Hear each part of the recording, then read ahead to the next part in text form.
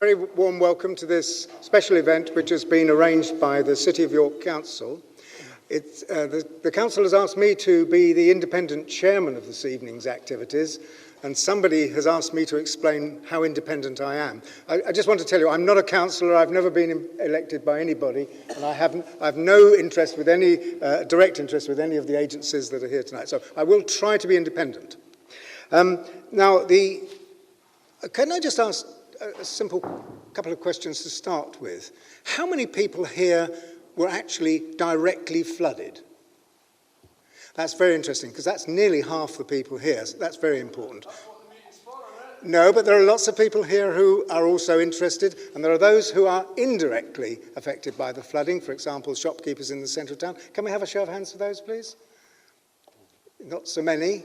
And it might be useful to know how many volunteers we have here, people who, quite a lot of people who volunteered to help out with the problem. Well, thank you very much indeed. The good news is that we've got a very substantial number of the people who've suffered serious... How many council that area that helped out, please, during the 3 days of flooding? So just a second. There's no one here from the council that can say that they were there in the first 3 days of the flooding. No, you don't know that. We'll get to that in a minute. What I've asked is that this meeting will be video recorded, and I've asked that the video recording itself will be submitted to the independent inquiry into the flood hazard, and so that anything that's said today will be taken further rather than just being forgotten. So I hope that's acceptable. As far as we're concerned, there are various ways in which... Yes. Sorry, my name's Ron Cook. Sorry, did I not tell you that? Okay. That's just the name. Who are you? I'm an independent chairman of this committee. I don't have any formal status in any of the agencies concerned, as I said. Where's council? Where's council? Where's Chris Stewart? That's what I want to know. Well, why won't he downstairs meeting the public? Yes, if you don't mind just waiting. Chris Stewart is here, and I'm about to introduce him. Downstairs meeting people, though, was he? Well, you can ask your questions and make your comments in a minute. I'm not here to try and stop you doing that. Answers me, not questions. Yeah. I've got answers. Well, you can't really give an answer unless you have a question. So the idea is that, first of all, we shall have a few introductory presentations from the people on the panel here, and we'll introduce them in a moment. That will be quite short, and I'll just ask 2 or 3 people to tell you what they think their responsibilities were and what happened. And then we'll go open into a series of questions from the floor. I've got a series of questions that people have put in, but I've no intention of just sticking to these. There are obviously people here who want to make comments and to raise questions, and I'm sure we'll be able to do that. Now, just to explain who's on the table here, on my left, would you like to introduce yourselves? And you have to press the button, I'm afraid. I'm Steve Stewart, I'm Chief Executive, City of York Council. Hi, I'm Dave Dryborough. I'm the Group Manager for North Yorkshire Fire and Rescue Service that manages the York and Selby district, and I was one of our Silver Commanders during the flooding event. And on the end... Good evening, I'm Major Jim Stilley. I'm the Military Liaison Officer for York and Selby. Thank you. And then on my right... Good evening, I'm Superintendent Phil Kane. I'm North Yorkshire Police Commander for York and Selby. I was also one of the Silver Commanders during the floods. Good evening, my name's Mark Scott. I'm the Area Manager for the Environment Agency in Yorkshire. Good evening, my name's Tom Keeney. I'm the Regional Director for BT. Okay, well, thank you. That's the panel here, but down in front of me there are all sorts of other people who have interest in and responsibilities for the floods. Chris Stewart, first of all, the leader of the council. Chris, do you want to say a few words? Clearly some people would like you to.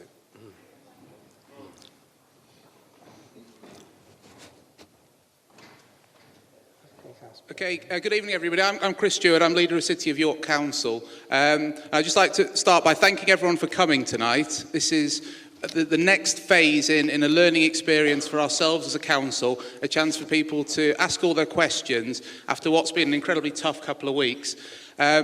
start by thanking, as I say, yourselves for coming, all the partner agencies that have agreed to come tonight, and also for the Barbican hosting this meeting tonight for free. So, in terms of the last fortnight we've had, it's obviously been an incredibly tough period for the city. It's been a step into the unknown. We haven't got everything right. We couldn't have got everything right. And it's a chance for you to raise your questions. Now, I'm not on the panel tonight because of the difference between the political side of the council and the operational side of the council, okay? They are distinct. If anybody has questions they want to ask to me, I'm happy to ask questions that are named to me, and equally I will be around for as long as it takes tonight. I have been at other meetings tonight, okay? I've been at other meetings this afternoon, so I got here about 15 minutes ago. But I will take questions for as long as people have questions. I'm here to talk in terms of, the idea some way hiding. My phone number, my email, my address, it's all public. I've been contacted by lots of people. I've spoken to lots of people. So anything you want, I'm here to listen, here to answer. But those are just brief opening comments. Thank you. Thank you.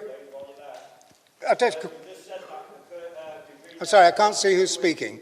Could you please say your name? I'm a volunteer for Navigation and Rosemary Place. You've just said that the last 2 weeks. I've been there 17, 18 days, mate. Where was you? Where was council? Where was the council? Yeah, I mean, you've met me as well when I've been out. I had to grab you off the street because no one knew you were. Well, yeah. There is no high visibility jacket that says my name and city of... Well, if you're going to interrupt me, but there's no high visibility jacket that says my name. You met me when I was in Navigation Road and I was shifting rubbish from outside houses into skips. Okay. I was shifting rubbish into skips. Okay. It's practically helping. Can I just... Sorry, will you just listen for a moment? You patronised me all week on Facebook, you have. You put me down and everything. I'm not even talking to you no more. Well, if you would stop talking for a moment, because I don't think we're going to get very far by haranguing people. We are here to try and find out what went wrong, if it did go wrong, and how and why. Now, can you just be quiet a minute, please? Councillor Keith Aspin, who's Deputy Chairman of the Council, you want to say a couple of words, Keith, before we get going? Thank you. As just was mentioned, I'm Councillor Keith Aspin. I'm the Deputy Leader of the City of York Council. I'm not going to repeat all of what Chris has just said. Obviously, I would like to thank everybody for attending and the services involved. I was initially in my area in Fulford that was affected. You'll know about the roadblocks, but also in a small number of houses. Doesn't compare in the same way to what happened elsewhere. What I did see, of course, was a tremendous amount of community spirit and people helping each other very quickly. I think all of us who are councillors, and I know there are lots of councillors across all the different parties in the audience, are all in those different communities, and we need to look at what happened and obviously learn from that. The reason I felt it was best for us not to be on the panel was also to give us an opportunity to listen, hear where people have suggestions for how things could be done differently, because we are asking many of those questions on behalf of our communities too. As Chris just mentioned, I'm going to stay around at the end as well, so if you've got questions directly for me, just collar me outside.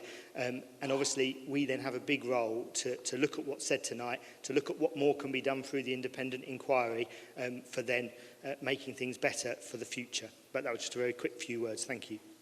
Thank you. So I think we should go straight now to short presentations from three of the key people who were involved. Phil Kane, first of all, who was in overall charge of the actions. Okay, good evening. What I'd like to do, ladies and gentlemen, is explain exactly what the police's role in relation to civil emergencies is. So under the Civil Contingencies Act, it is the role of the police to set up what we call gold, silver and bronze command structures, and then assist all our partner agencies in coordinating the response to a civil emergency. So in terms of just a little bit of explanation about that, when we talk about gold, silver and bronze, what gold means is that will be a strategic level group of our executive officers who assist in gathering resources together to allow us to deal with the civil contingency. They also set the strategy in terms of what we're looking to achieve. And it's just to let the public know the absolute priority for the strategy for the civil emergency in relation to the floods. Bearing in mind we had, I think it was 6 severe flood warnings for the City of York, was absolutely for us, number one was to preserve life. That was at the forefront of what we were looking to do. Silver Command, which is where I sat, again, is the responsibility of delivering and achieving that, coordinating the response of all the partner agencies. And then Bronze Command are the resources that you see on the ground, the ones that are coming, knocking on the door, assisting and helping people in relation to evacuations, warning and informing. Okay, I mean, what I can do is I can go on and outline what we did and let you know what we were dealing with. Like what you did down Walton Gate Villa. There was no police in the whole If I could, there will be an opportunity. The chair. Okay. Can I just say, I mean, the point you're making is really important, but I don't think it'll get across very effectively if you shout. If you could just wait a minute. Carry on. You're not, listen, gentlemen, you are not being fair on the rest of the people that have arrived here to listen to what we've got to say.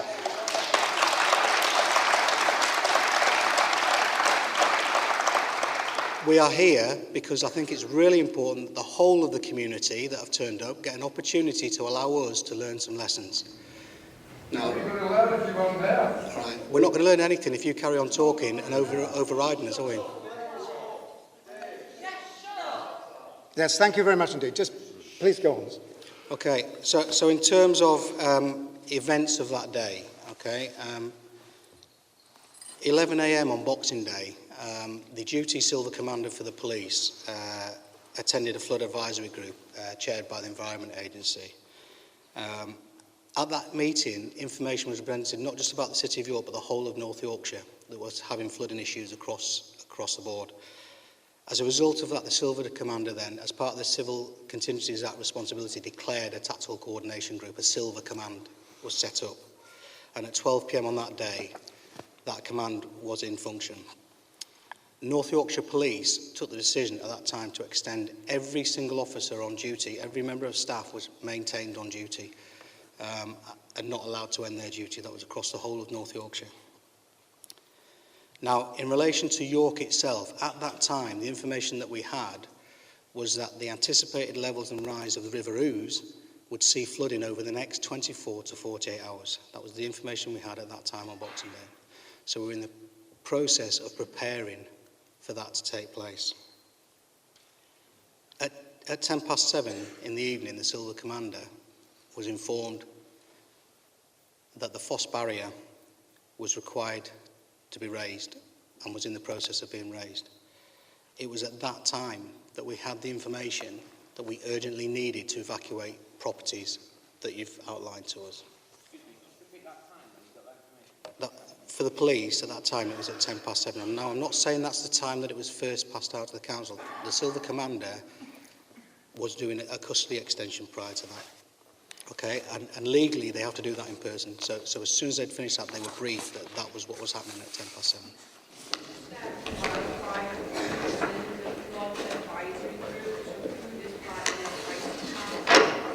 Sorry, who's part of the Flood Advisory Group? Okay, so you have what we call in the Civil Contingencies Act, there are Category 1 and Category 2 responders. Category 1 responders are your emergency services, okay, and some other agencies that, depending on what type of incident is taking place, may be classed as Category 1 responder. They are your emergency service responders. So, for example, you'd have your local authorities, your environment agency, the police, the fire service, ambulance service, those kind of agencies that we're talking about. They're the ones that would attend your tactical coordinating group. Plus, for the flooding and other things, so again, Category 2 type responder would be Yorkshire Water and others, your Northern Power groups, that again will be called into that meeting. Or part of your multi-party approach to reverse this crisis at 11 a.m. Boxing Day? It's those agencies that I've mentioned to you. Okay, sorry, I apologise. What did they do? What did they do? Can you just hang on? You had the Environment Agency, you had the Council, you had the Emergency Services. Yes. Yes.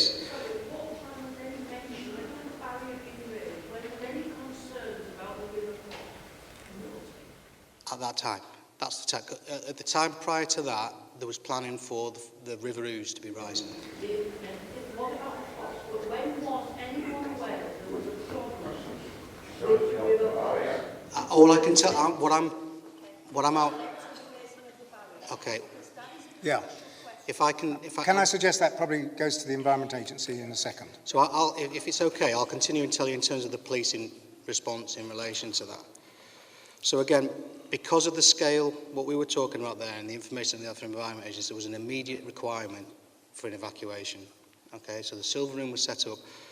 At that point in time as well, the Silver Commander then called a Gold Strategic Group to come together, which is all the executives of those agencies that I've previously mentioned, at executive level, to come together to look at how we pull the resources together to respond to that incident.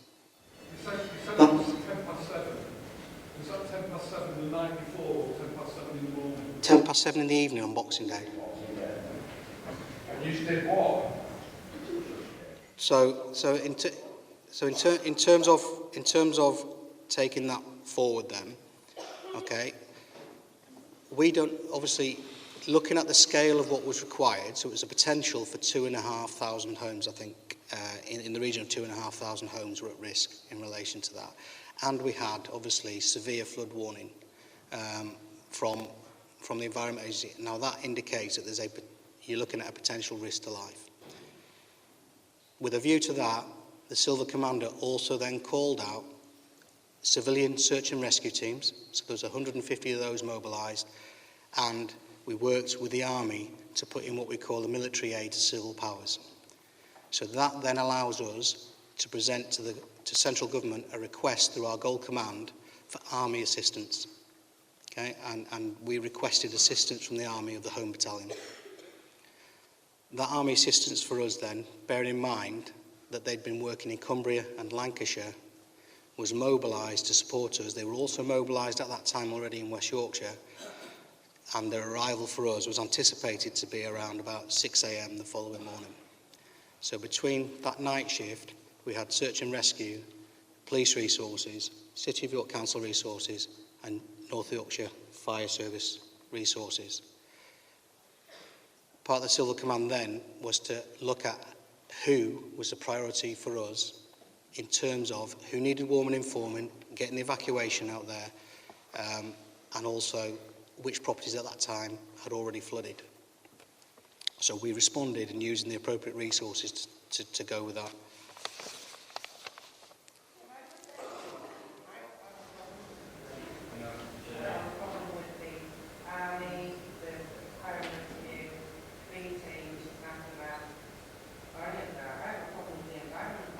Well, we're coming to the Environment Agency in a moment. Yeah, okay, that's a perfectly reasonable point. May I ask why the Environment Agency didn't begin this? Because we know the follow-up support that was there. What we don't know is what the Environment Agency... Yes, well, I'm going to ask the Environment Agency to speak after Phil here. I mean, just to let you know as well, some of the other challenges that we faced during the floods, and some of these challenges weren't due to necessarily incidents that were taking place in York itself. So again, the police lost the 101 system. Now that 101 number didn't just go down in North Yorkshire, that 101 went down regionally. So again, we were looking at, I think it was from about Derbyshire all the way up to Scotland, lost the 101 system. We lost initially the 39s system, which then routed to a backup 39 system immediately. And also for us, we lost our airwaves radio communication. Not only did we lose that, but so did the ambulance service as well. So again, we were tackling those sorts of issues at the same time. Now, some of that is because of the flooding in West Yorkshire, as opposed to the flooding that took place in York, and there were exchanges in there. So again, yeah, I appreciate what you're saying. But what I'm trying to outline to you is if 39s and 101 go down because of an exchange in West Yorkshire, that affects you in York as well. All right? So we absolutely went to business continuity plans, and that's why we put the additional phone number out on the 101 system to let you know that if you dialed 101, that you had to redial a different number. So it wasn't the fact that the switchboard was swamped, it was because the exchange that services a 101 number was taken out in the West Yorkshire floods. Can I just ask, please, I arrived at Navigation Road at 12 midnight. There was no emergency services whatsoever. Nobody. No police officer, nobody from the council, no fire and rescue. Where was this, please? Navigation Road. Navigation Road, yep. I'd just like to ask, why wasn't someone at the flood site overnight during the floods when the water hadn't peaked and the residents were still left in their at-risk properties? The only one that we always watching it come up the road. What I did, I was a silver commander on the night of Boxing Day. There was no police officers down Navigation Road whatsoever. Right, what I'm trying to do is explain to you what happened. English will do. All right, I'm trying if you'll let me. Okay. Right. I was. Can we have this chair a little bit more effectively? It seems to be a debate between the gentleman at the back. It is, thank you very much indeed for that. You do have some very good comments to make, sir, so I'm not denigrating what you're saying. However, I do feel like I'm going to be here for an hour and listen to you. And I feel like there's a lot of people in the audience with questions that will probably elicit the sorts of things you're going to talk about anyway. Yeah. You've had your say in the press, in various documents that you've written, and I just wonder whether, I don't know what the rest of the audience feel, but it just strikes me that I'm going to talk at for about an hour. And it's probably not very long. Well, in fact, we've pretty well come to the end of your time anyway. I'm going to ask the... I didn't get an answer. Maybe we can take it in turns to ask questions. Your question was about Navigation Road. I think, if you don't mind, we'll come to that when we get into the public discussion in a minute. I'm trying to get some basic information across very briefly, and if we're constantly interrupted, we won't be able to do that. I'm going to ask the Environment Agency now, Mark Scott, to give us 5 minutes explanation of his perception of the problem. I need to start by saying I can't talk about the recent flooding event from an Environment Agency perspective without first, personally and on behalf of the Environment Agency team in Yorkshire, acknowledging those of you in the room who have suffered the personal trauma of having cold and dirty flood water invading your homes over the Christmas period. I'm really sorry that that's happened to you.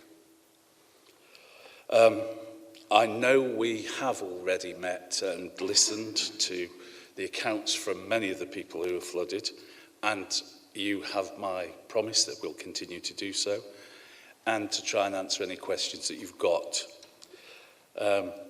We'll also continue to do our best to try and work with you and our partner organisations to reduce the risk and the impact of flooding to the residents in the City of York.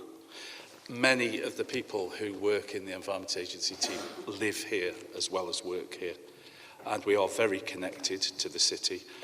I really want you to know we don't underestimate the things and how tough things must be for those who've been affected. What I would like, if you just give me a couple of minutes to do, is to try and paint you a short picture as best as I can of how the events did unfold from our perspective, and I hope maybe some of this will start to answer some of the questions that you have. But of course, you know, I'm happy to take them thereafter. So, if you like, the advent calendar of the Yorkshire Boxing Day flooding actually began as early as November, when the rain started falling and didn't really stop. It filled all of our river catchments, so the rivers were swollen. We had very little moisture deficit, well, no moisture deficit on the land. And November went out with the third highest rainfall total since 1910. In comes December, and by the time December, left us, it left us with the highest rainfall total ever for that month. So in those 2 months together, the rain that fell over most of the Yorkshire catchments was the highest it had been in recorded history. As our incident rooms were watching this event unfold, as Christmas Day went out and Boxing Day came in and there was this conveyor belt of constant rain, the rain that was coming down found its way into all of our river systems very quickly. By the end of that day, most of our major river systems right the way across Yorkshire,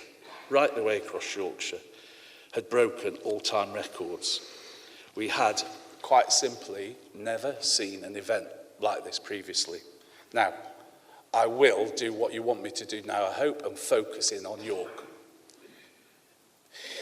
If we take the Ouse system itself, yes, it got high, it got very high indeed, and on the early morning of the 28th of December actually peaked at 11 centimetres short of its previous highest ever level.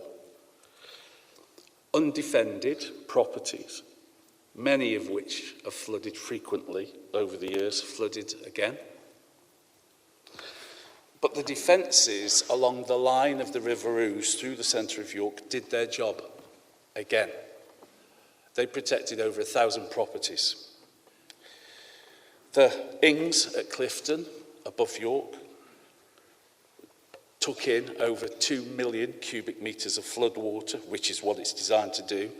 And at Lehman Road and Water End, the scheme that we built a couple of years earlier with a substantial cash injection from the City of York Council protected 400 properties that would have flooded.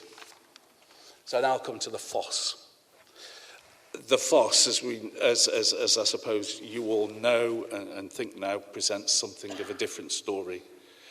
The Foss Barrier itself should protect over 1,600 properties at least from inundation from the River Ouse. I think that's an important point that people, most of you, I think by now probably know that, but it is an important point. In its 30-year life, it has managed to do that on over 60 occasions now. Yet we know that over 600 properties or something of that order, some of yours clearly behind the barrier did flood. And I'll try and explain why. The first is rainfall. In less than 2 days, over the 25th and 26th of December, more than a month's worth of rainfall fell in the Foss catchment. So we come to Boxing Day. At 10:41 in the morning, the York Incident Room issued the first flood warning for Huntington Road and Foss Islands. Yeah. That is the problem. Because the River Foss is in the protected area, the people who are going to be immediately hit had no idea that this was coming till I stepped out my door and my husband stepped in 6 inches of water. You could have stood on top of that barrier and shouted at me that it was going to be a problem. I would have heard you. That's how close I was to you. And we knew nothing. And we still have not, 3 days later, when it was reaching its peak and the work stood outside our house, it's still not been informed exactly what's happening. And it is that 7-hour gap that really upsets me. Because if I'd have had 7 hours, I would at this moment in time own more than 6 cardboard boxes of belongings.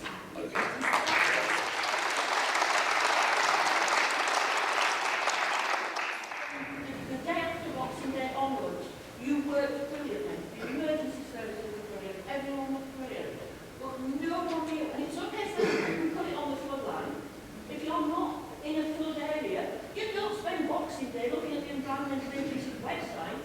And you must have known for days before this. Didn't somebody just think to put something in? I don't know whose the ultimate decision is.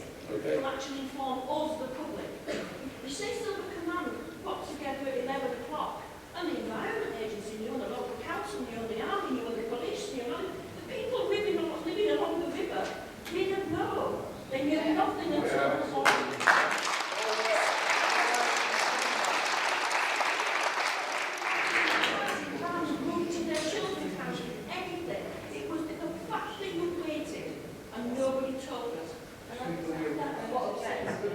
Thank you very much. Can I just, That was very clear. that was very, very clear, and I will try and respond to that. Yeah. Bearing in mind that most people that work in health and safety, whatever, health and safety, food standards, you know, they do a fire drill during anything once a week. You have to fire drill and that. Why is it that it took until the winter to find out that these flood barriers weren't effective and weren't working properly? But they haven't been working since 2005, have they?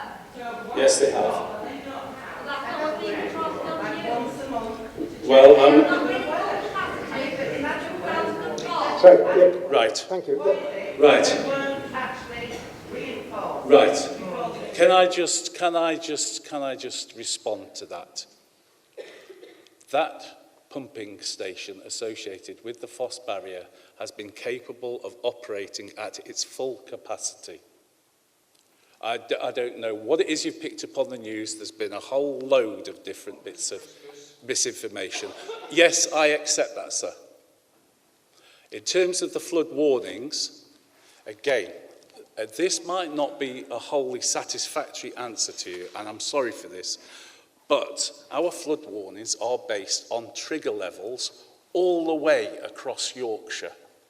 There are thousands of them. And in the incident room in York, the flood event is happening across Yorkshire. At 10:41, the trigger levels for a flood warning, I think flood alerts were sent out at something like 7 o'clock in the morning, actually. At 10:41, the flood warning for Huntington Road is issued. And at the same time, if I could just finish this, the people working for the Environment Agency, again, it may be, you know, I'm not saying this is wholly the answer to it, but at the same time, people were on the radio telling people to expect flooding. Okay, well, I think... I'll come on to that. Yep. Yeah, well, now, I don't want to go on too long with this, because I think there are lots of questions directly related to these issues. Like especially the period of warning that seems to be one of the significant problems. If there's a 6-hour or 7-hour gap between 10:41 and when you found out, there's clearly some problem. So let's move on, if we may, because I think that people will come back with questions. Okay. Is that all right? Yep. And otherwise we'll run out of time. I'm going to ask Steve Stewart. Yes, please.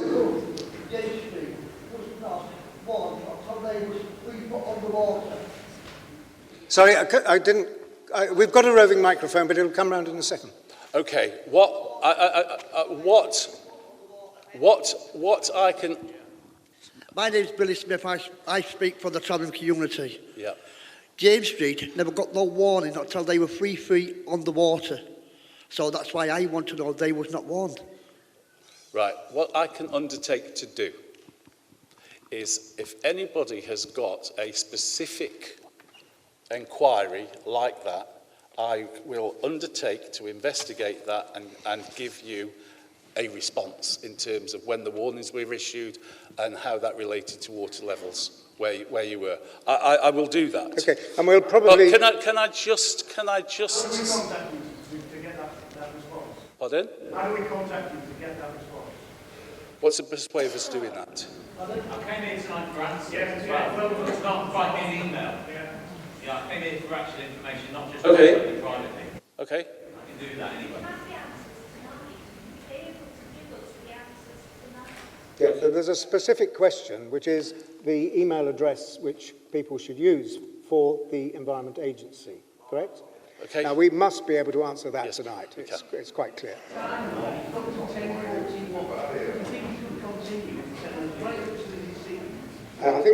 I think we can continue if you wish, but I mean, it's going to take rather longer than we've got time for. You can't have everybody speaking all at once, sorry. You said that you were putting flood alerts out and you put things out on the radio. Yeah. Given that this was Boxing Day, I think one of the lessons that everybody can learn, particularly the Environment Agency and the Council, is that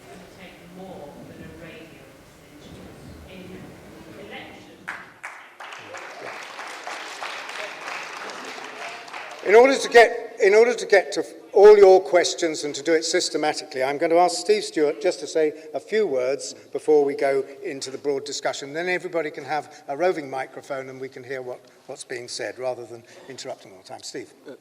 Thank you, Your Honour. And I think generally that message is clearly getting through about how people can be informed sooner than they were. So, we will do everything we can to work with the Environment Agency to make sure that that is reviewed properly and taken forward in the future. The job of the Council mainly is to support these other agencies, and I focus on Phil's point. Our first priority is to make sure that nobody dies. That's the first priority. No, so that in that sense it worked. The responsibilities that we have, things like setting up rest centres, which we did, rehousing vulnerable families, which we did, visiting properties to make sure that nobody's life is at risk, and we visited about 900 residential properties which were identified where residents might be at risk because of age or vulnerability. When was this? Yeah, that was in that first 5 period. years after the waterway. 5 days after. We've been told there's a 10:41 alert. The Environment Agency gives you the alert.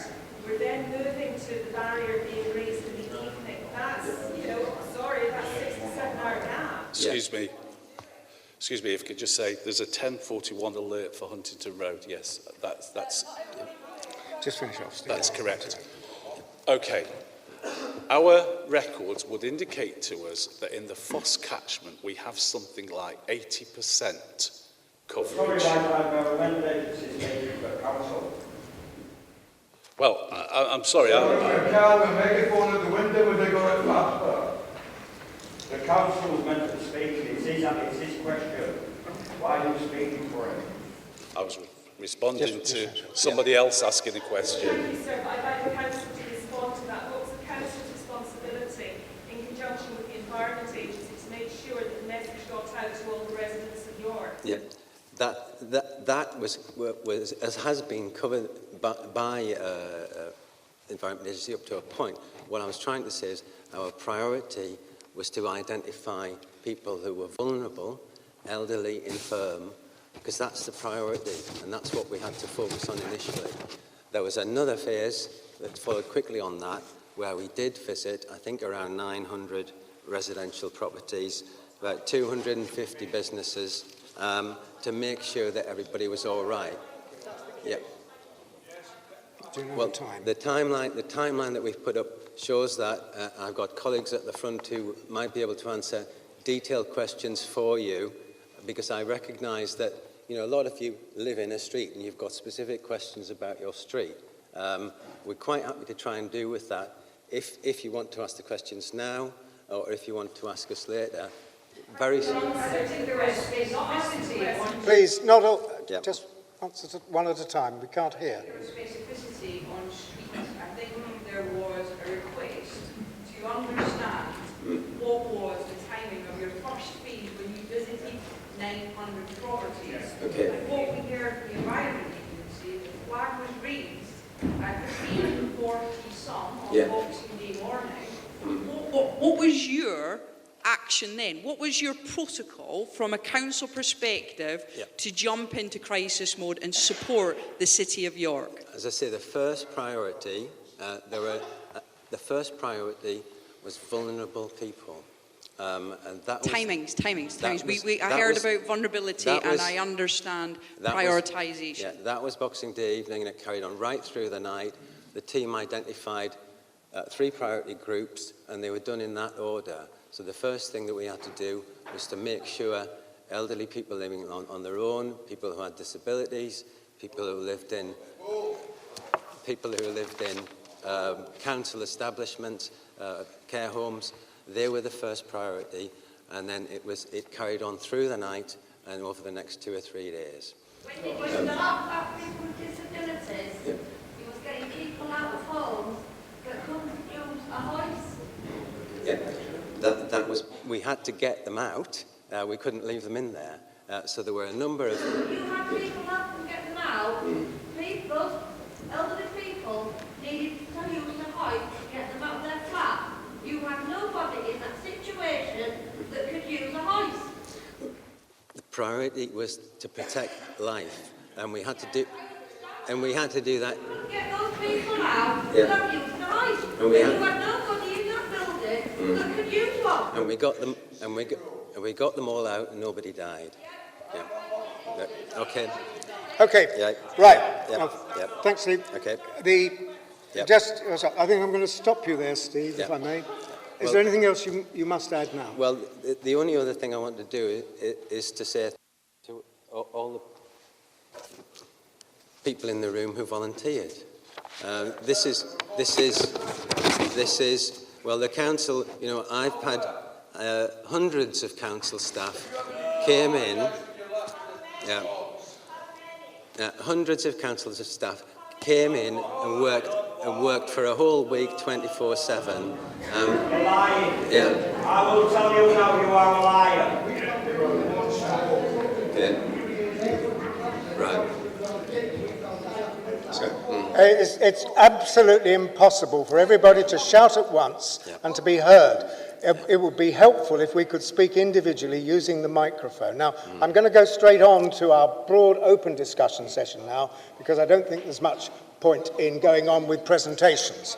Now, can I just say that I've had quite a number of questions put to me from individual people. I'll take some of those, and I'll certainly take questions from the floor.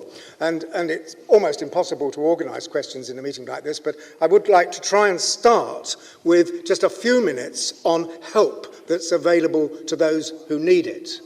Now, what I need to know, really, does everybody who's here who was affected by the floods know what help is available? No.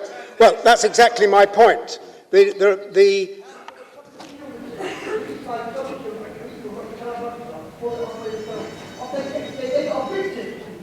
Sure. But the point I'm trying to make is that there is a lot of help available, and it's really important that the people who need it get it.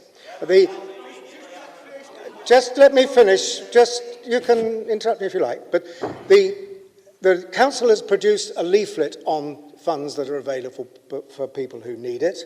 There's another one here which has come out today on information for residents who have been affected by the floods in terms of the resources that are available.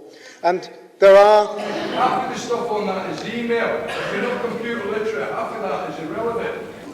I quite agree that if you're not computer literate, it's a problem. There's a paper here that has got more information than that full pamphlet you've got there. Well, have you seen this one? Excuse me, Mr. Chairman. Mr. Chairman. Well, look, Mr. Chairman. I'm trying to Mr. Chairman. establish whether people want to know more about the funds that are available or not.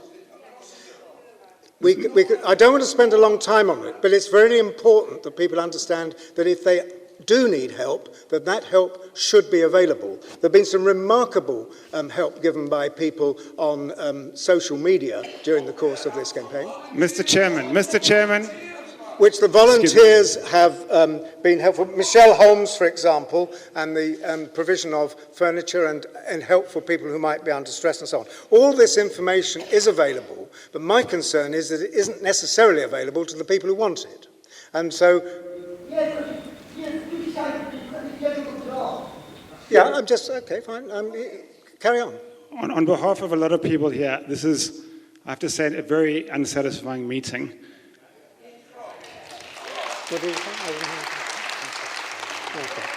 I personally don't believe it's being chaired very well, and I don't believe that as a panel you're giving the people of York any confidence in your ability to run a meeting, B, your ability to respond to the needs of the community, and most importantly, your ability to respond to a crisis situation.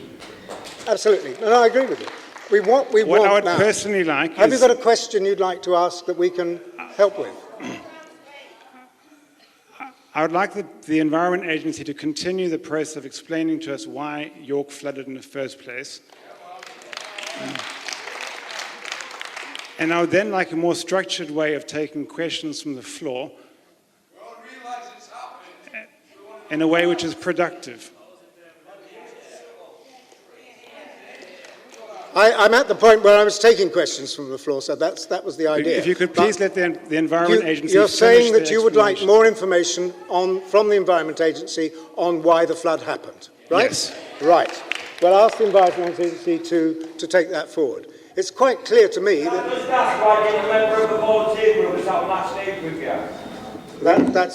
I'm really...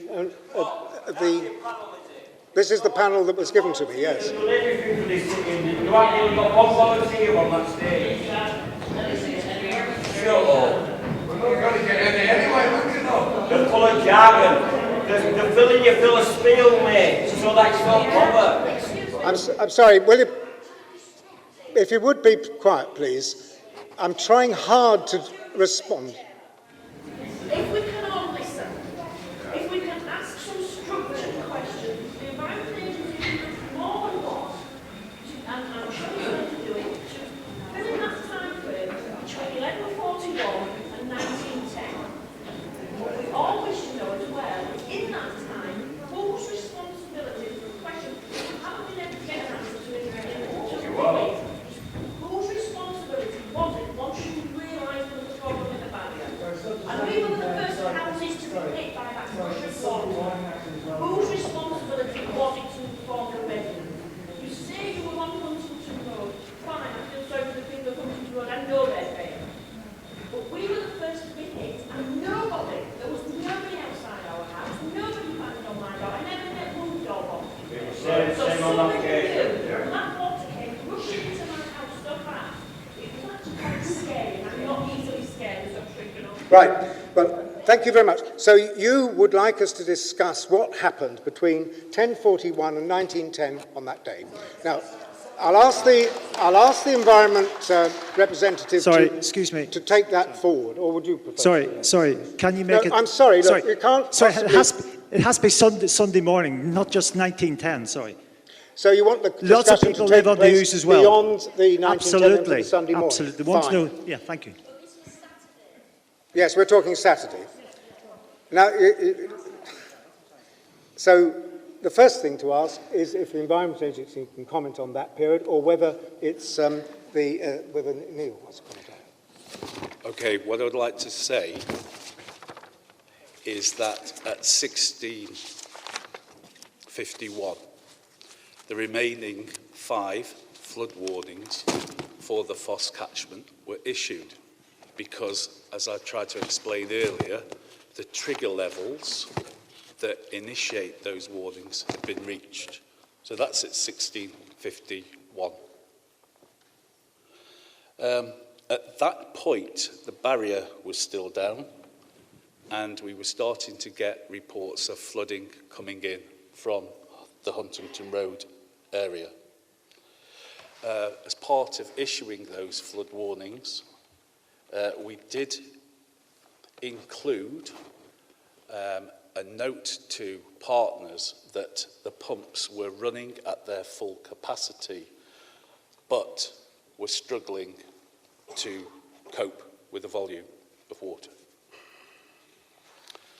Okay, so that's at that time. At 18:30, staff in the barrier were confirming that water was almost certainly going to reach the electrical switchgear of the pumps. What do I think that meant? Okay, what I think that meant was that the loss of power would mean that the pumps would stop. Just listen for a moment.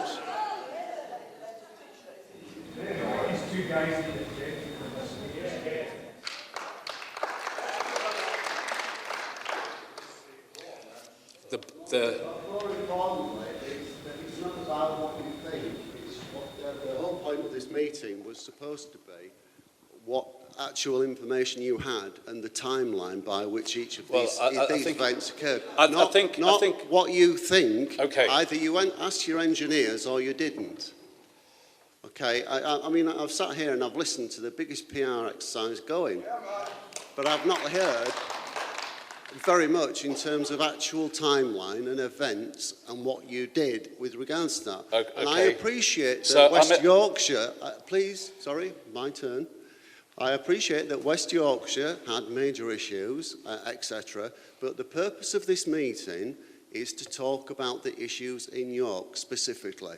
And most importantly, we're to talk about why did the Foss barrier fail and the devastating impact that it had. And what I'm actually waiting for at the moment from you guys, and particularly from you, representing the Environment Agency, is these are the issues that occurred, these are the events that occurred, how we dealt with them, and what we're going to learn going forward. Because at the moment, I'm not hearing very much.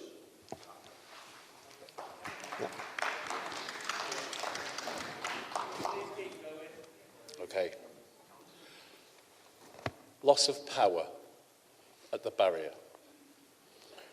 with the contact between the water and all of the electrical equipment would meant that the pumps would have stopped and the barrier would have been in the down position.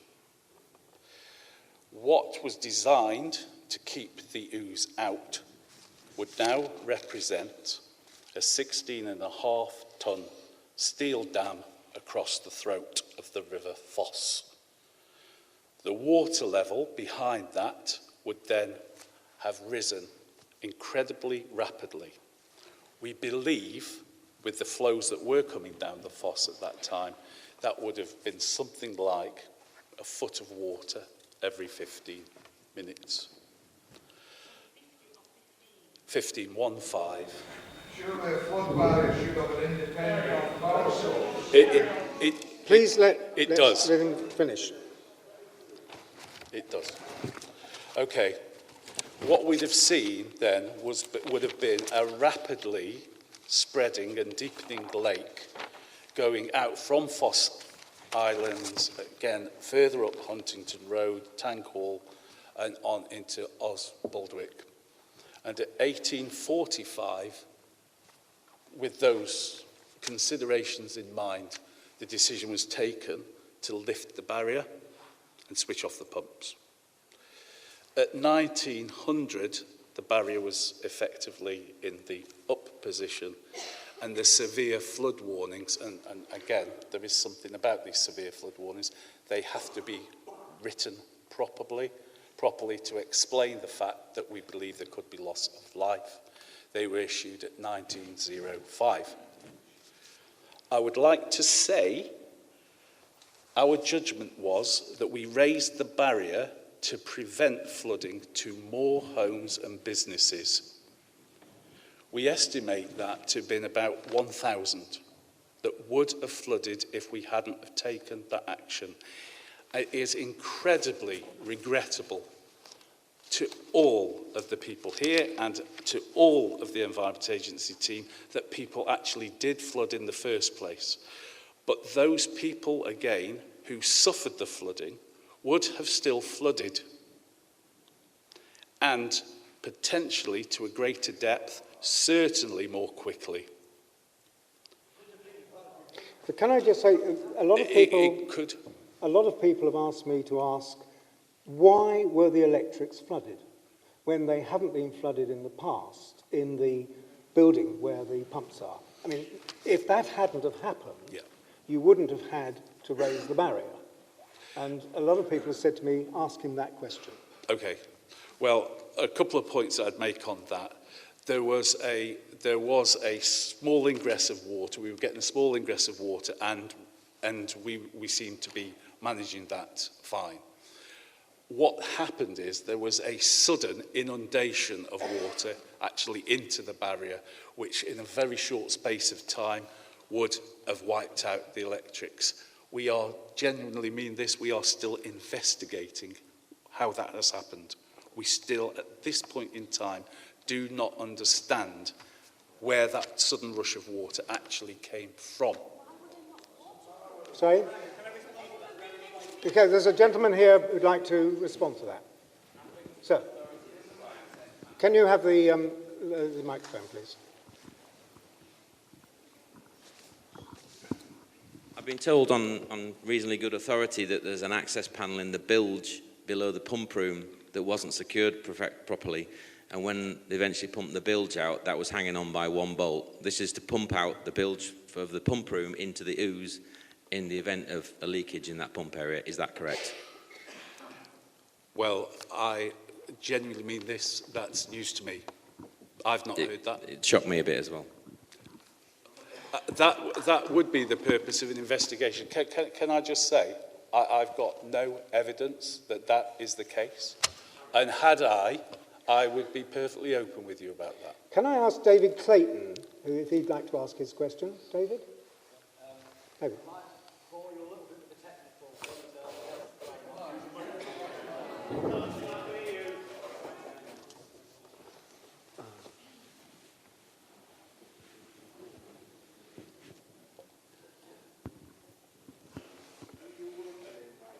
Hello? Yeah, that's working. I don't work for the Environment Agency, and hopefully some of the technical engineering colleagues who are actually here tonight, who were there at the barrier at the time, will be able to confirm the details. But as far as I understand it, the barrier has 2 independent power supplies, and they're completely waterproof. And the pump room is also completely waterproof. That is a sealed unit. There is then another room which has the electrical, effectively the speed controllers for the motors. And all of those speed controllers are in the one room, and this is the one particular room that was actually being inundated with water. Now, I also understand that on the night they had a 4-inch diameter pump pumping out the slow ingress of water that was mentioned by the Environment Agency colleague. We believe this is on the day when the flooding was occurred. Now, with this, again, some of the technical details, I don't know, but as far as I understand it, they had a 4-inch pump in the pumping station at the time, removing this slow volume of water. So the power supplies are okay, the pumps are okay, it's the motor speed controllers that were being inundated with water.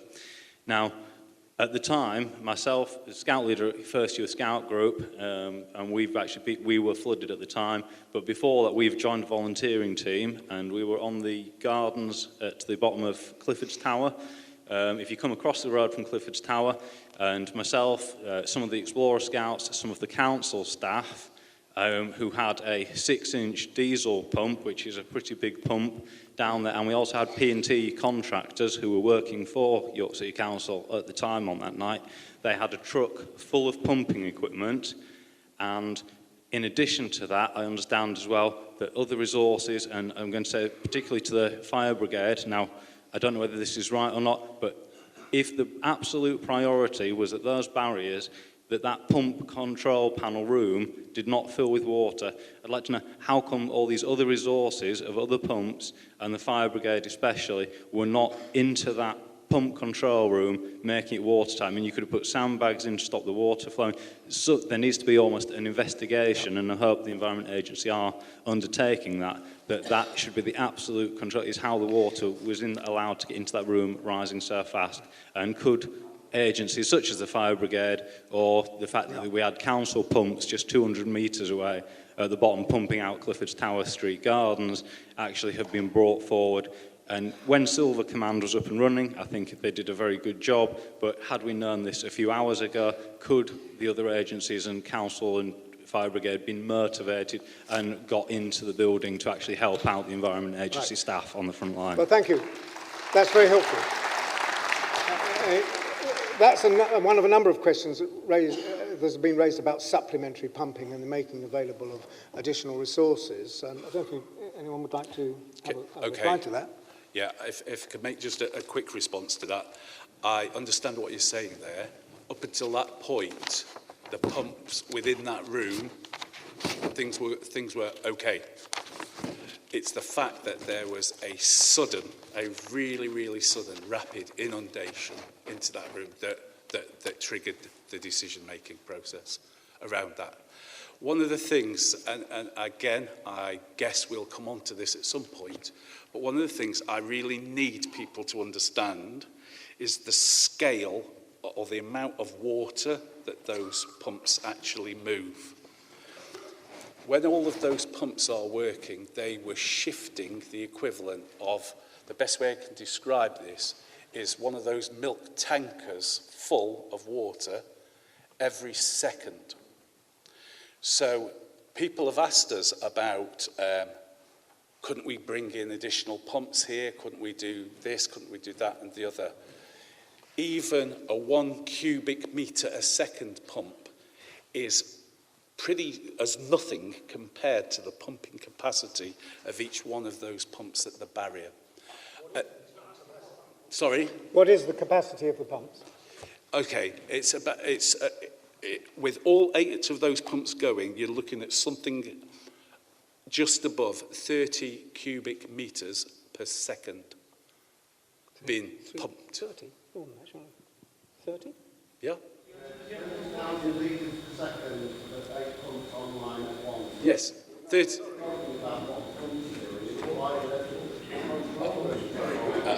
Sorry, I was just trying to describe. Yeah, we got.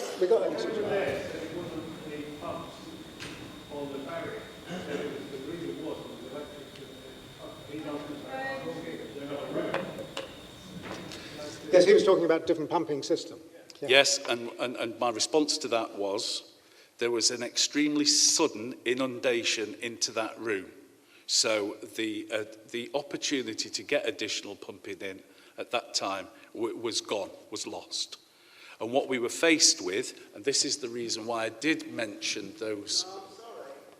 You had a sudden inundation of water, okay, and you had time to then have a discussion with the appropriate agencies to say that you were going to organise raising the barrier because you were raising the barrier because you were afraid that you would lose the electrical supply.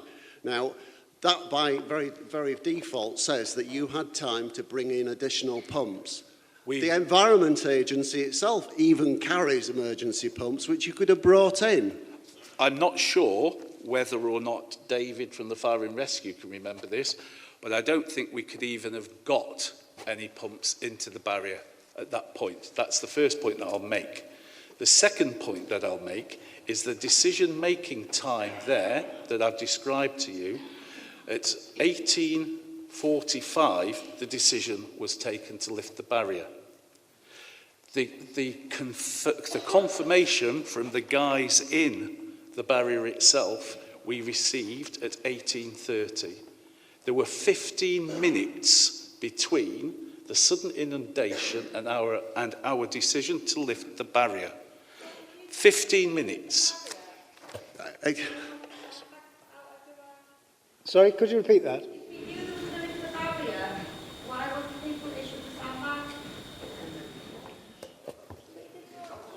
The question is, why were people not issued with sandbags in the 15-minute period? What you're saying is you have plenty of time. What you're saying is that you have plenty of time to dish out sandbags to properties that were at risk, and you didn't. Okay, is Mr. Touchard, he's got a question on this that he wanted to raise. Mr. Touchard? Would you like to ask your questions related to the pumping contingency and sandbags? I've actually got 4 questions. Oh, well, try them. Some of which has been reiterated now, but what is or was the written contingency plan in the event of one or more of pump failures, and was it followed to the letter? That's one question.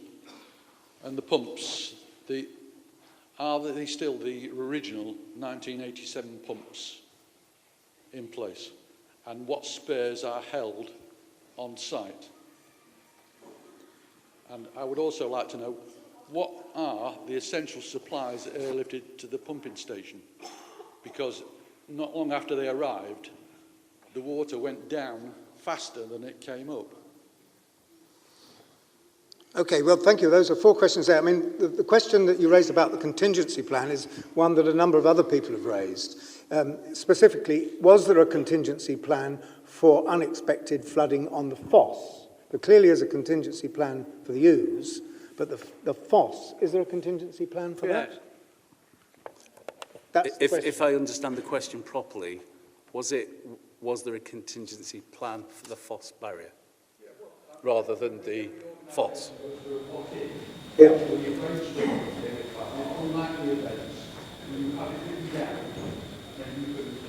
Mr. Chair,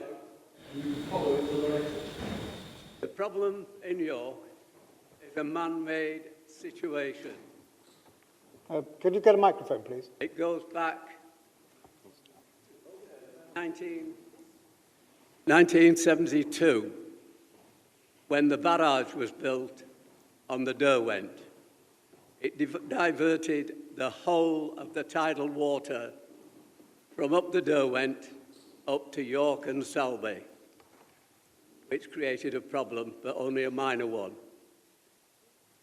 In 2002, pardon me, you raised the weir at Naburn by 16 inches